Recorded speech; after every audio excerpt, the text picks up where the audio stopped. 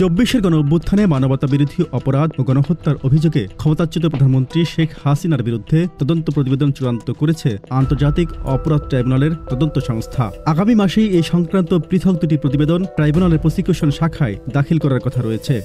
আন্তর্জাতিক অপরাধ আইনের আওতায় গঠিত তদন্তকারী সংস্থা ও প্রসিকিউশনের সমন্বয়ে বৈঠকে গত সপ্তাহে এ বিষয়ে সিদ্ধান্ত নেওয়া হয় বলে জানা গেছে।